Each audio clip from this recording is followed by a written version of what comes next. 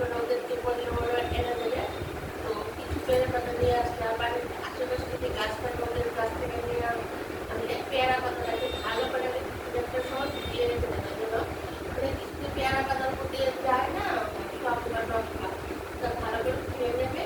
ধুয়ে নেওয়ার পর হয় মিক্সিতে পেস্ট করবে, আর নতুবা যদি হাঁপুড়িতে থাকে ভালো করে এরকম পেস্ট করে মানে ও রসটাকে নিতে হবে, যেটাতে কীভাবে করে সুবিধা আর কি। আর পেয়ারা পাতার পেস্টটাকে নিয়ে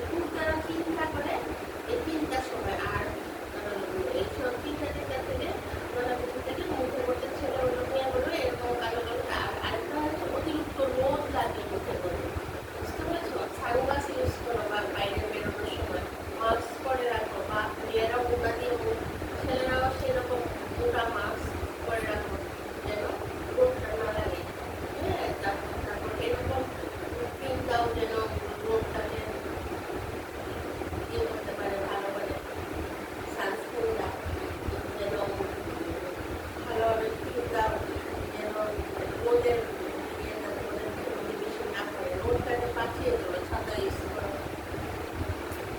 এগুলি থেকেই এই মেঝেটার দাগটা পড়ে। আর সবথেকে বড় কথা হচ্ছে খাওয়া দাওয়াটা যদি ঠিকঠাকভাবে মানে তেল মশলাটা কম খাও, আর সঙ্গে যে যেটা করে আগেও তো অনেক কিছু বলেছি মেঝেটার জন্য। আগের ক্লিপে যেটা যদি কেউ বেছে নাও বেছে নিতে পারো। আর এই পেয়ারা পাতার রসটা দিয়ে মেঝেটার দাগ খুব তাড়াতাড়ি চলে যায়, দেখতে পারো। মানে আমাদের জানাশোনার মধ্যে আমার থেকে শুনি এরকম পেয়ারা